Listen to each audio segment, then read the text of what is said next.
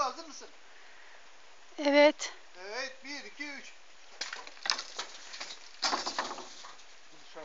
Siz nereye düşürdünüz pardon? Bu da ağaç çok mu? Taş gibi lan.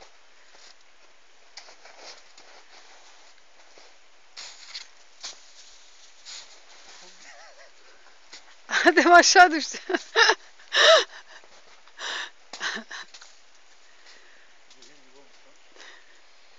Ha, dur. Yine çek. İnanılmaz. Elim acıdı.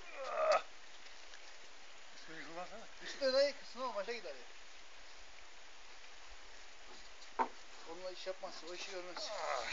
O iş görmez. Öyle bir yani. Makas gibi.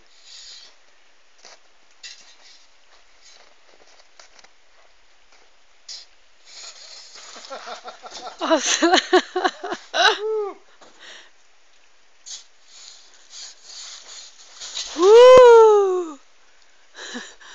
Bakayım. Orası da kalsın artık. Şu ötekini de yapabiliriz hani.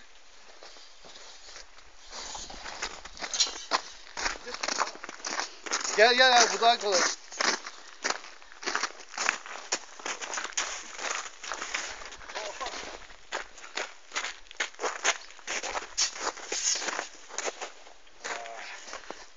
Aslında Ya. orada bir resim de çekilsek iyi olur ama. Siz şeyde kalıyorsunuz ya. Evet, süper.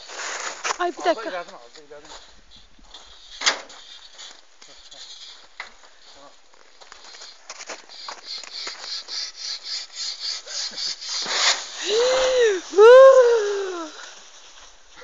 Çığ düştü.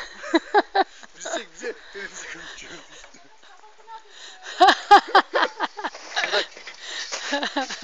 Müthiş ama hızar gibi böyle. Çek. Ama iyi oldu ya. Orada bir şey yani. İçime girdi ya. Orada bir yani engel şeydi insanlar.